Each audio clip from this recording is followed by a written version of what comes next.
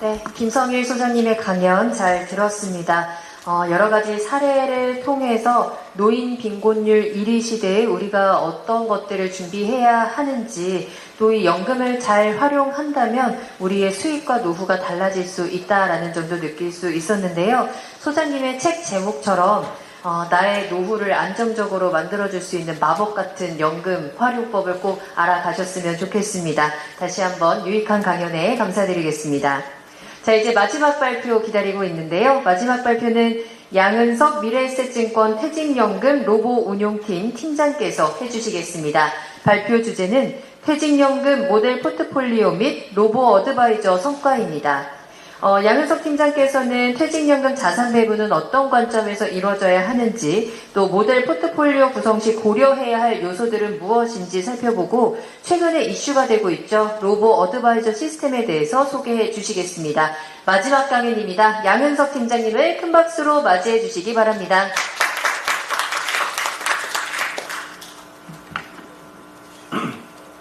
네, 안녕하십니까. 미래에셋증권 퇴직연금 로보 운용팀의 양은석입니다. 네, 오늘 좀 제가 세 번째 발표를 하게 되는데, 세 번째 발표라서 좀 로보 어드바이저에 대한 궁금증이 있으시면 그거에 대한 흥미는 있으시겠지만, 또 디테일하게 들어가면 굉장히 복잡하고 그런 내용들이 많아서 재미가 없으실 수도 있는데, 제가 그런 걸 잘 감안을 해서 총 제가 여기 있습니다. 네. 총 4개의 파트로 나눠놨습니다.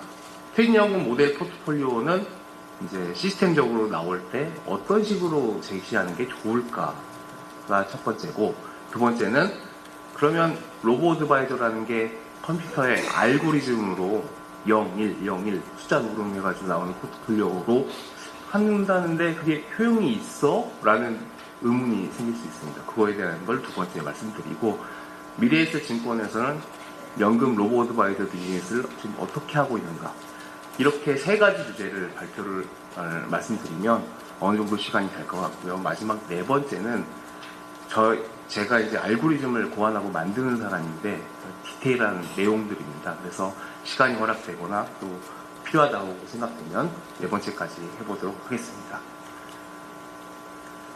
네, 저를 이제 소개를 해보면은요. 미래에셋증권에 2008년도에 입사를 해서 지금 17년이 넘게 한 회사를 꾸준히 다니고 있습니다. 여기 보시면은 경력상에 제가 소속해 있던 팀의 명칭들을 단어들만 다 쪼개놨거든요. 시간 순서대로. 처음에는 펀드 쪽, 투신상품, 금융상품 쪽에 입사를 해서 그 금융상품으로 효율적으로 어떻게 고객님들한테 2008년이니까 어떤 시장인지 다들 짐작을 하실 겁니다. 중국과 신흥국 포항시장. 네. 그거에 대한 연구를 했는데, 야, 그냥 마케팅해서는 안 되겠다. 전략을 이렇게 투자하는 게 맞다라는 거 알려드려야 돼. 그리고 회사 관점이 아니라 고객 관점에서 생각해야 돼. 고객의 수익률이 중요한 거야. 죄송합니다. 그리고 다섯 번째, 글로벌 투자가 답이야. 그리고 자산 배분해야 돼. 이것들을 하는 것까지는 오케이. 어떻게 하지? 전문가들로서 해야 되는데, 그런데 자꾸 저희 주변 동료들이 이직을 하게 되고, 퇴사를 하게 됩니다. 그리고 이제 자기 주관과 어떤 인사이트 위주로 이제 좀 많이 가게 되죠. 의견 일치가 잘 안 되는 경우도 많고요. 데이터에 기반해야 돼. 그리고 이제는, 인공지능이라는 훌륭한 보조도구가 생겼으니까 얘를 적극 활용해야 돼. 시스템적으로 돌아가야 돼. 솔루션을 제공해야 돼. 자산관리가 그래서 이 모든 것들이 이루어지면 중요해. 그런데 어디서부터 해야 되느냐? 퇴직연금 쪽이야. 여기에 지금 사람들이 관심이 지금 아까 발표 때도 말씀드렸지만 400조가 모여있지만 자기 퇴직연금 계좌를 과연 얼마나 많은 사람들이 적극적으로 열어보고 계실까? 그래서 제가 좀 아웃데이트된 데이터지만 궁금해서 저희 회사의 이제 MTS의 연금 계좌를 평균적으로 얼마에 한번 열어보시나 봤더니 신기하게도 분기에 한 번 정도, 지금 좀 5년 전에 본 거라 조금 다릅니다. 근데 왜 그러시지? 돈 들어왔다고 입금 문자 받아서, 운영을 위해서가 아니라 그렇게 관심이 잘 없으세요.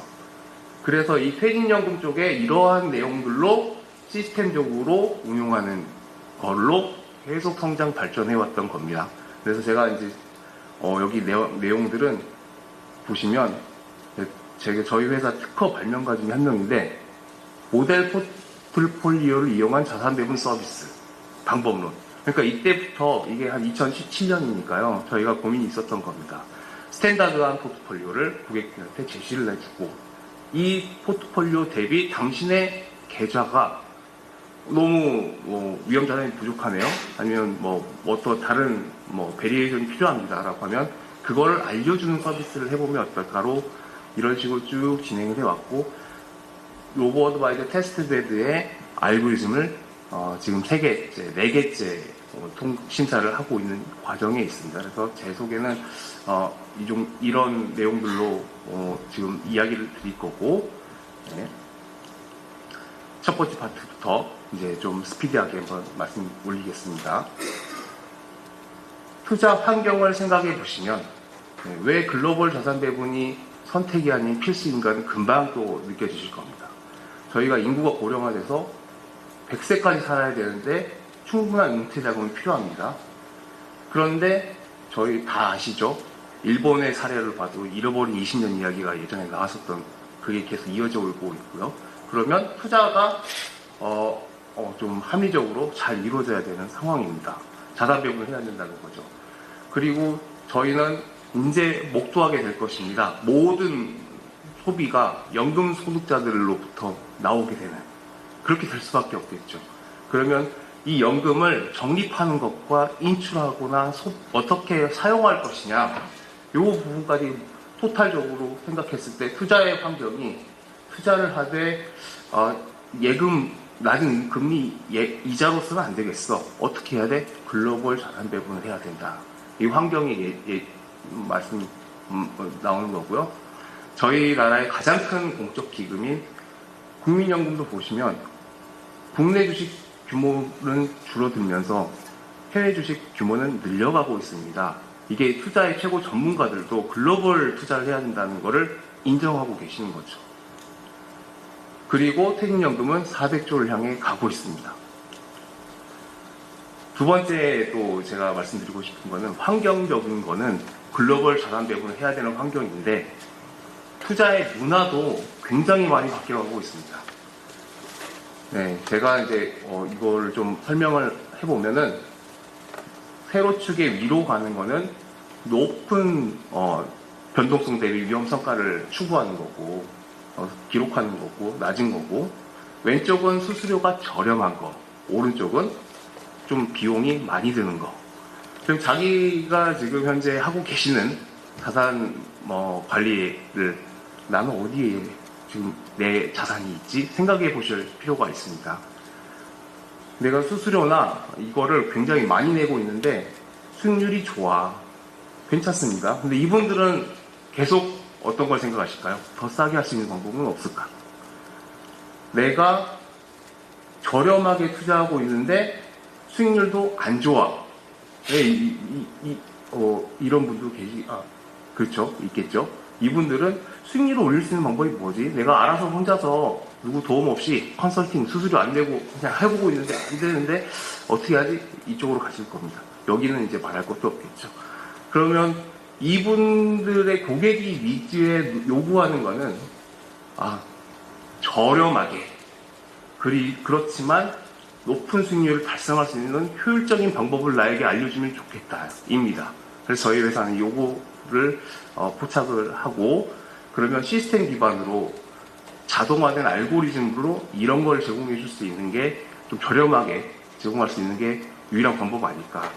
시스템 기반으로 한다고 하면 시스템 투자가 많아야 된다고 생각하실 수 있습니다. 그렇지만 역설적이게도 컴퓨터만 있으면 쉽게 해결될 수 있는 부분들이 많습니다. 인건비는 계속 추출되는 건 동일한 거니까요. 네, 저희 미래에셋증권에 이제 이 영역을 찾아오신 분들이 데이터로 증명되는 부분입니다. 개인 DC, DB, 개인연금 IRP 계좌에서 원리금 보장 상품으로 저희 회사의 증감 현황인데 좀 디테일한 데이터는 가려놨지만 보시면은 이렇게 많은 자금이 원리금 보장 상품에서 이제 저희는 증권사니까요. 네, 많이 빠져나가고 실적 배당형 상품으로 억 원이니까 조 단위가 되겠죠. 이렇게 예, 연간 6개월이죠. 6개월. 2003년 말에서 2024년 6월 말 기준. 이만큼이 늘어났습니다. 뭘로 늘어났느냐? ETF와 TDF 같은 펀드들로. 네. 이게 이제 머니무브가 일어나고 있는 거죠. 은행권에 있던 원리금 보장 상품이 이전되어 오는 걸 수도 있고, 저희 회사 안에 있던 예금으로 하고 계시던 분들이 이쪽으로 저희가 적극적으로 알려드리고는 있지만, 스스로들 많이들 지금 투자 문화가 바뀌고 있는 거죠. 이쪽으로. 네. 그리고 기술의 혁신이 일어났습니다. 이거는 뭐 길게 말씀드리지 않아도 AI라는 혁신적인 기술 도구가 나와서 기존에 운용하는 포트폴리오를 모델 포트폴리오를 만들어내는 방식도 변화되고 있다. 해외의 로보어드바이저 현황을 보면은 뱅가드라는 ETF를 만드는 회사인데 이 회사에 보면 대략 빌리언이니까 네, 거의 이제 시간이 좀 지났으니까 200조 원에 가까운 금액이 로보어드바이저 서비스를 이용하고 있다는 거죠. 요약을 해보면 글로벌 투자는 이제 필수인 환경이다. 저성장 시대니까. 그래서 글로벌 자산 배분 투자를 해야 된다. 그리고 합리적인 가격을 고객들이 요구하고 있다. 시스템 기반의 규모의 경제를 어느 정도 금융권에서 제공을 해줘야 될 필요가 있다. 기술 혁신으로 인공지능 시대가 도래했다. 그리고 AI를 활용한 맞춤형 알고리즘을 제공해야 된다. 그래서 퇴직연금의 모델 포트폴리오는 글로벌 투자를 하는데 AI가 제안하는 맞춤형 글로벌 자산 배분 모델 포트폴리오 형태로 네, 이제 이 형태로 향해 나아가지 않을까. 네, 그렇게 예상을 해보고 있고, 네, 그러면 그거에 지금 정점에 있는 게 로보어드바이저라는 건데, 이거는 어떤 효용을 줄 수 있을까? 네, 로보어드바이저 개념을 좀 설명드려보면, 로봇이라는, 로보의 로봇과 어드바이저는 이제 투자 자문을 해주는, 어드바이스 해주는 거를 합성어한 말입니다. 그래서, 알고리즘 빅데이터 분석 등에 기반한 프로그램을 활용해서 고객에게 투자 성향과 목표에 맞게 자동으로 포트폴리오를 제안해주는 서비스를 통칭한다고 보시면 되겠습니다. 로보어드바이저라는 말을 딱 들었을 때 개념적으로 상당히 많은 혼란이 처음에 올 수 있는데 좀 정리를 해보면 세 가지의 형태로 구분해 볼 수 있습니다. 로보어드바이저가 이제 포트폴리오 매니지먼트를 해주는 거. 네, 우리가 쉽게 말하면 펀드 매니저 역할을 조언을 콜라보를 해주는 영역이 하나가 있을 거고, 두 번째는 조사 분석의 업무를 도와주는 거. 내가 이러이러한 거를 찾아보고 싶은데 예전에는 사람이 블룸버그나 이런 거 찾아서 하는데 시간이 오래 걸렸어요. 백테스트 하려면 굉장히 긴 시간도 걸리고 시뮬레이션 하려고 하면. 근데 이제 이게 GPT 같은 거에 자연어로 이러한 거를 데이터를 찾아가지고 어떻게 해서 백테스트를 이런 방식으로 해줘봐 하면은 해줍니다. 그럼 훨씬. 그러면 이제 저희 포트폴리오 매니저나 또 애널리스트들이 일하는 환경이 굉장히 쉬워졌고 파워풀한 생산성 향상이 도움이 되는 거죠. 세 번째는 이러한 기능들이 모듈화되고 서비스가 돼서 하나의 어플리케이션, 앱이죠. 모바일 앱 같은 걸 얘기하는 겁니다. 거기에 다 들어가 있는 형태인 거죠. 그러면 이게 마치 AI PD 형태의 역할을 해주는 겁니다. 그러면 나의 자산 현황을 브리핑해주거나 저희 AI 스피커들 많이 써보셨을 거예요. 그게 굉장히 지능화돼서 이런 기능들이 탑재된 서비스가 된다라고 상상을 해보시면 되겠습니다. 이렇게 세 가지의 이제 로보어드바이저의 개념들이 혼재되어 있는데 지금 저희가 이야기하고자 하는 건 첫 번째, 로보어드바이저가 나의 퇴직연금 계좌를 포트폴리오 매니징을 조언해준다. 네, 이걸로 봐주시면 되겠습니다. 네, 여기 이 부분은 지금 앞에서 제가 설명드린 것처럼 포트폴리오 매니징은 어떻게 하는 거냐? 고객을 진단하고 이 고객에게 맞는 자산 배분안을 추천을 해주고 자동으로 원화 시에 이 포트폴리오가 매매가 된다면 이게 이제 로보틱 프로세스니까요. 이게 로보어드바이저가 되겠습니다. 로보어드바이저가 어떤 효용을 주느냐? 포트폴리오 매니저를 도와주는, 조언해주는 도구로서 첫 번째가 합리적인 의사결정을 지원해 줄 수 있습니다. 저 역시 이제 많이 느끼고 있는데, 저희 인간의 뇌는 좌뇌와 우뇌가 있는데, 좌뇌는 이성적 사고를 하게 되고, 우뇌는 감성적 사고를 하게 됩니다. 그래서 가끔 투자하실 때 전혀 내가 그런 사람이 아닌데, 너무나 이 마이너스가 싫어서 지금 팔면 안 되는 시점인데 그냥 지우시는 경우 저도 많은 경험을 합니다. 제가 비합리적인 사람이어서가 아니라 그럴 수가 있습니다. 가끔은. 근데 이거는 그런 것들을 다 나의 전문가가 이제 생각을 해서 이러지 않아야지라고 해서 조언 장치에다 다 코딩으로 입력을 해놓으면은 그게 그런 상황이 왔을 때 나에게 합리적인 결정에 할 수 있게 도와주는 거죠. 신호가 매도하라고 안 나오면 되는 거니까. 네. 그래서 설계할 때는 창의적인 생각으로 많은 이제 이론과 실증 분석을 통해서 설계를 합니다. 그리고 실제로 운용할 때는 이 시스템에 나오는 걸 굉장히 충실히 따르게 됩니다. 로보어드바이저는 아예 100% 따르게 되는 거니까, 네. 이런 점에서 효용이 있다. 네.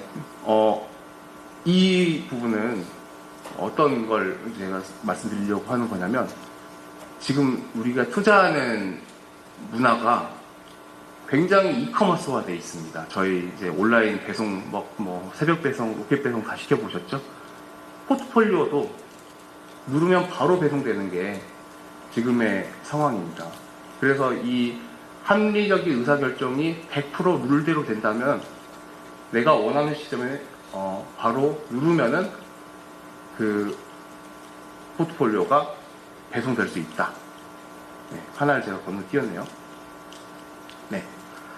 네. 그래서 이게 자동화로 편리하게 해준다는 게 두 번째 효용이 되겠습니다. 길게 설명드리지 않아도 자산 배분도 알고리즘적으로 포트폴리오에서 이제 상품을 선정하는 것도 언제 시행 매매를 할지 결정하는 것도 자동화된 방식으로 되고 얘가 나에게 알림톡이 됐든 푸시가 됐든 알려준다. 지금 어떻게 하셔야 됩니다. 그러면 이게 달성되는 거죠. 세 번째 효용은 여기도 굉장히 이제 기업 이런 비즈니스 하는 쪽에서는 중요하게 생각하는 부분입니다. 모든 노하우가 시스템에 저장된다는 거죠. 계속 발전해 갈 수 있다는 겁니다. 이제 이게 키핑이 되지 않는 경우에는 어떤 일이 벌어지냐면 한 팀이 통째로 이직하는 경우가 생기기도 하고, 네, 전문가들이 이제 바뀌게 되면, 근데 이런 것들은 어느 정도 시스템적으로 코드로 녹여져 있기 때문에 고객님들한테도 어떤 금융투자 회사의 임직원의 변경이 있어도 안정적인 서비스를 할 수 있다. 이게 세 번째 효용이라고 고객 입장에 무슨 생각을 합니다.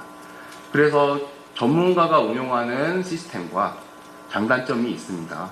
그리고 로보어드바이저처럼 전적으로 시스템 베이스로 운영되는 포트폴리오 매니지먼트 시스템이 있을 때 이 둘을 하이브리드 방식으로 연결을 하게 되면 전문가가 새로운 발견을 할 수 있습니다. 로보어드바이저 같은 장치는 이제 사실은 창의력이 없기 때문에 새로운 국면, 우리가 맞닥뜨리지 않았던 일들을 보게 되면 얘가 스스로 뭔가를 만들어낼 수는 없습니다. 이런 것들을 새로운 발견이 있다. 코로나 팬데믹 상황이 있어서 이런 상황에는 이렇게 됐구나. 과거에는 없던 패턴들이 나오게 되면 그것들을 시스템에다 업데이트하고 업그레이드 시키는 거죠. 계속 또 추가를 하고 그걸 반영해서 발전해 나갈 수 있는 겁니다. 그래서 이런 방향으로 로보어드바이저 효용이 총 3가지를 지금 말씀드렸고, 연금 사업에서 로보어드바이저 도입, 즉 디지털화, 연금 사업을 이제 모바일 베이스로 가게 되는 거는 선택사항이 이제는 아닌 것 같다. 네, 이거는 이제 전체 연금 사업자들에게는 굉장히 중요한 과제고, 로보어드바이저가 지금 규제 샌드박스를 통해서 1임으로 퇴임연금에 도입되는 것도 추진돼서 아마 연말쯤이면 다들 선배이게 될 텐데, 네, 이게 필수적인 요소가 되어가지 않나, 네, 그렇게 생각을 합니다. 세 번째는 미래증권은 이거를 어떻게 비즈니스를 준비를 해서 어떤 지금 상황에 와 있나를 말씀드리겠습니다.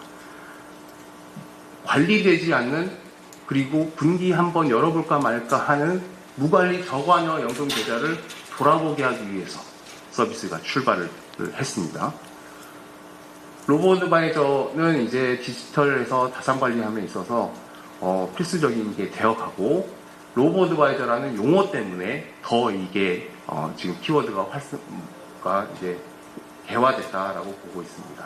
미국의 로보어드바이저 시장은 계속 성장하고 있고요. 사용자 연령대를 살펴보시면 좀 뉴스에이지에서 영하신 분들이 많이 쓰는 편입니다. 그래서 지금 이 부분을 제가 좀 강조해서 나왔는데, 처음에 로보어드바이저 비즈니스 알고리즘 베이스로 투자를 한다, 자산 배분한다라는 걸 제가 이렇게 했을 때, 그 진짜 인공지능 맞아? 라는 도전적인 그런 챌린지를 많이 받았었고, 그게 수익률이 좋아? 아닐 것 같은데? 라는 의구심들이 많으셨어요. 근데 지금은 이거에 대한 것도 중요하지만 더 중요한 게 뭐냐라고 보면, 시스템으로 관리하니 사람이 매뉴얼로 관리하니, 요 차이로 비결된다고 봅니다. 인공지능이 덜 인공지능이어도 상관이 없고, 수익률이 조금 그렇게 막 섹시하게 좋은 성과가 나오지 않더라도 안정적인 성과를 균일적으로 모든 고객들한테 두루두루 제공할 수 있다면, 시스템적으로 그게 체계적으로 돌아가는지가 훨씬 중요한 이슈다. 네, 이 이야기를 말씀드리고 싶었고요. 네, 이 부분은 이제 저희 또 데이터를 저희 준법과 연금 쪽 부서하고 협의해가지고 공개할 수 있는 정도로 좀 압축을 해서 공개를 하고 있는 건데요. 2022년도에 저희가 로보어드바이저 서비스를 퇴직연금에서 처음으로 출시를 했습니다. 당시에 저희 회사 연금 고객들 중에 22만 계좌가 되겠네요. 22만 개의 IRPTC 계좌가 관리가 안 되는 거였어요. 왜 안 되냐? 저희가 너무 게을러서 그럴 수도 있는데, 그게 아니고 이분들이 마케팅 동의를 하지 않으셔가지고 뭔가를 알려드릴 수가 없어요. 그리고 뭐라고 말씀을 아무리 드려도 그냥 계속 단기 현금성 예금, 단기 자산에만 그냥 방치하고 계세요.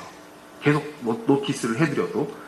이분들한테 어떻게 해야 될까? 전화나 어떤 메일 보내거나 찾아가거나, 이거는 그렇게 딱 와닿지 않는가 보다. 네. 그래서 이제 머니무브가 막 드러나는 상황에서, 들어오고 있는 상황에서 이 부분이 되게 화두였습니다. 그래서 저희가 비전을 설정을 했습니다. 이건 저희 회사의 고객 동맹 정신의 이제 비전이고요. 여기에서 로보어드바이저에서 저희가 생각했던 거는 개인연금과 퇴직연금에 로보어드바이저를 탑재를 해서 초개인화된 자산관리 서비스로 도약을 해보자가 2022년에 달성하려고 이렇게 수립했던 내용이거든요. 그러면 이제 여기서 있던 그냥 방치하고만 있던 분들한테 당신의 계좌를 내가 AI로 분석을 해봤더니 이렇습니다라고 하면 열어보지 않을까. 조금은 더 반응을 보이지 않을까. 그런 측면에서 이게 로보어드바이저 서비스가 기획이 됐다고 보시면 되겠습니다. 그리고 이제 로보어드바이저 서비스를 하는데, 비즈니스를 운영하는 입장에서 수많은 고객님들의 계좌가 이제 어드바이스를 받을 건데, 이분들한테 어떤 분은 수익률이 좋고 어떤 분은 수익률이 안 좋고 뭐 이렇게 천차만별 되면은 너무나 비즈니스 계속 사업을 영위하기 어려울 것 같습니다. 그래서 어떻게 결정을 했느냐, 조금은 보수적이지만 변동성을 최소화할 수 있는 알고리즘을 거기에 탑재를 해가지고 서비스를 해야겠다. 네, 이거는 이제 소위 말해서 드래그 이펙트라고 하는 건데, 처음 이제 좋을 때와 안 좋을 때 수익률 차이가 10%입니다. 둘 다 양쪽이. 근데 얘는 마이너스 50 갔다가 60 갔다가 이런 식으로 큰 변동성으로 하면은 그냥 단순 산출 평균하면 연평균 5%고 양쪽 다 5%지만, 이런 식으로 왔다 갔다 진폭이 크게 되면 누적 수익률은 이만큼 떨어지게 됩니다. 여기는 누적 수익률이 0에서 10%, 0에서 10%, 0, 10 해도 이렇게 올라간다. 그럴 수밖에 없겠죠. 그래서 낮은 변동성, 이 좋고 나쁨의 편차를 줄여주는 게 연금 운용에서는 장기 운용 성과의 중요한 요소다. 그래서 저희 회사에서 17년 동안, 그리고 그 전에 저희 선배님들부터 해서 이렇게 모델을 개발해 와서 궁극적으로 로보어드바이저 알고리즘에 탑재한 모델은 리스크 버제팅 기법을 활용해서 변동성을 줄이는 예측하는 방법에 주안점을 둔 걸로 지금 퇴직용 로봇와의 서비스를 하고 있습니다. 저희가 이제 내세우는 가장 큰 강점 중에 하나가 중요하게 생각하는 거죠. 초개인화입니다. 이제 포트폴리오를 예를 들면 만 명의 고객님이 계시면 10,000명의 포트폴리오 매니저가 한 계좌를 관리해 주듯이 그렇게 이제 시스템적으로 효과를 내는 거거든요. 그렇게 초개인화를 해준다. 그래서 자산 배분도 이분의 성향에 맞게 그리고 이분의 스케줄에 맞게 리밸런시 신호가 나오게 됩니다. 일괄적으로 이 어떤 특정 유형 서비스를 받으면 모두가 동시에 동일한 포트폴리오를 옮겨 다니는 게 아니고 각 사람마다 자기가 가지고 있는 상품, 자기의 퇴직연금 위험자산 한도 70%라는 게 있습니다. 그걸 맞춰서 거기에 최적화된 걸로 알려드리겠다, 서비스 해드리겠다가 이제 맞춤이고, AI로 계속해서 고도화해 나가야 된다라는 게 두 번째 저희의 그렇게 지금 실행을 하고 있다는 게 중요한 포인트 같습니다. 지금 여기 WM 웰스 매니지먼트의 비즈니스를 디지털에서의 진화인데 디지털 트랜스포메이션이라는 말을 많이 들어보셨을 거예요. 어느 정도 진행이 됐습니다. 지금은 이제 AI 트랜스포메이션이 진행되고 있다고 보시면 되고, 여러분들 다 뱅킹이나 페이나 투자 매매하시거나 하는 거 다 모바일로 하시죠. 이거 오프라인 찾아다니시는 분 거의 없으실 거예요. 대출 심지어 받으려고 해도 비교 분석 다 모바일로 하실 겁니다. 여기까지 이미 달성이 됐고, 그 다음 영역은 무엇이냐. 이제 시스템적으로 인공지능이 알려주는 시대가 오지 않았느냐. 네, 그래서 저희가 요거를 상상을 해보는 겁니다. 미래의 자산관리는 AI PPB가 알려주는 거죠. 미래에셋증권 IRT 계좌에 일주일간 내거 변동사항 체크해서 내 성향에 맞는 지금의 포트폴리오를 알려주겠어? 라고 하면은 마치 아이언맨에 나오는 자비스라는 그 AI 비서 있죠? 그런 것처럼 자기의 포트폴리오를 분석해서 알려줄 수 있는 시대가 곧 도래한다. 네, 거기에 지금 초입 단계에 지금 진입해 있다라고 보고 있습니다. 미래에셋증권의 로보어드바이저 현황을 지금 그래서 이 서비스에 살펴보면은 2022년 9월 2일날 출시를 해가지고 현재 한 2년 정도 좀 넘었습니다. 이 기간 동안 가입한 계좌 수가 22,776계좌. 이 계좌의 합계액을 썸을 해보면 1조 6천억 정도 됩니다. 저희 회사의 이제 퇴직연금 자산 중에 한 10% 내외 정도가 이 서비스로 들어와 계십니다. 그래서 이렇게 성장을 되고 있는데, 이건 저희가 생각하기에는 어느 정도 일정 부분 의미 있는 변화라고 생각을 하고, 어떤 적극성을 띠는 고객님들이 이렇게 하고 계신다. 간접적으로 또 설명드리면, 이 계좌 수와 이 금액을 나눠보시면 한 분당 평균 금액이 연금 계좌 얼마 계신지가 나오실 겁니다. 굉장히 크게 보이실 수도 있고 어떤 분은 작게 보이실 수도 있는데, 어느 정도 그래도 규모가 되시는 분들이 이걸 하고 계신다라는 걸 말씀드리고 싶고요. 그래서 저희 이제 거의 마지막 부분입니다. 운용 성과는 연금의 장기 투자 속성에 적합하게 안정적이게 하는 변동성 관리에 초점을 주었고요. 초개인화 서비스를 지향을 했고, AI의 활용과 기술적 진보는 계속되고 있다. 그래서 궁극적으로는 모든 고객에게 나만의 투자 비서를 제공해 주는 걸로 그런 방향으로 저희 회사는 목표를 삼고 진행하고 있습니다. 네, 이상으로 좀 말씀을 드려야 될 것 같고요. 세 번째 세션에서는 제가 딱 한 포인트만 좀 말씀드리고 싶습니다. 네 번째에서 저희 알고리즘의 실체에 대해서 좀 궁금해 하실 것 같아서 이런 겁니다. 이제 인공지능에 대한 어디까지 이걸 투자에 사용할 수 있을까라는 걸 좀 말씀드리고 싶은데, 제가 GPT한테 100년 전의 개의 사진을 보여달라고 했습니다. 그리고 최근 일주일 이내의 개의 사진을 보여줬고, 여러분들 이 왼쪽과 오른쪽이 같다고 보여지십니까? 아니면 완전 개가 진화해서 다른 개가 된 것 같으십니까? 동일하죠. 100년 전의 개나 지금의 개나. 네. 이거는 AI가 학습을 하거나 해서 그림을나 사진 보여주고 이거 개니? 하면 확률적으로 99% 개입니다. 맞출 수 있어요. 옛날 사진 넣어도. 이렇게 학습시켰을 때. 그런데 금융투자 환경은 과거의 증시 패턴을 집어넣어요. 아무리 이걸 학습한들 얘는 과적합되거나 뭐 그런 답을 나올 수밖에 없는 거죠. 예측은 할 수는 없는 거죠. 그러면 확률적으로 이런 상황이면 어떻게 하는 게 좋은 결정이냐에 대한 대응 방법에 대한 높은 좀 이제 과거 사례로 분석을 해서 확률을 알려줄 수 있겠죠. 이런 부분 때문에 AI가 투자 영역에서 어떤 기존에 우리가 해왔던 그 패턴, 연구하고 노력해왔던 방법들을 캐치업할 수 있을까? 저는 이제 이런 차이가 있어서 이 부분을 넘기지 않으면은 아직은 어렵다라고 보고 있습니다. 가장 정복하기 어려운 부분인데 그러면 뭐는 캐치업할 수 있을까? 시스템적으로 빠르게 대응하는 거. 아무래도 전문가 포트폴리오 운영 시에는 이제 분석의 기간도 필요하고 어떤 일이 벌어지면 왜 그렇지부터 이제 좀 시간이 걸리는데 얘는 룰 베이스로 바로 그냥 확률적으로 이렇게 하는 게 좋을 것 같아요 라고 조언을 해줄 수 있거든요. 그래서 이게 아까 앞에서도 설명드렸지만 기존의 자산 운용 방식과 새로운 AI라는 도구가 결합이 되어서 계속 발전해 나가는 게 좋을 것 같다라는 거고요. 그래서 저희 알고리즘은 포트폴리오 이론 기반의 이거를로 구성이 되어 있고, 네, 이러한 퀀트 모델이 있습니다. 네, 퀀트 모델로 변동성을 예측을 하고 또 이러한 인공지능 기계학습 방법들이 있습니다. 얘들로 모델을 결합을 해서 제공을 하고 있습니다. 그래서 이러한 로직으로 자산 배분 모델이 따로 있고 상품을 선정하는 모델이 따로 있고 언제 리밸런싱 하는 모델 하는 게 좋을지에 대한 판단 모델이 따로 있습니다. 이 세 가지가 유기적으로 결합이 돼서 연결되어 있고 고객의 지금 아까 보셨던 22,000개의 계좌가 있잖아요. 그 계좌에 이 세 개의 모델이 매일매일 시도가 나오는지를 검출하는 겁니다. 그러면 나오시는 분한테 그 시점에 가장 최적의 자산 배분을 가져오고 상품을 가져와서 이렇게 변경하는 게 좋겠습니다 라고 제안을 하는 거고요. 상품을 변경해주는 방식도 굳이 바꾸지 않아도 되는 상품, 동일한 속성인데 이름만 다르거나 그러면 유지시켜 드립니다.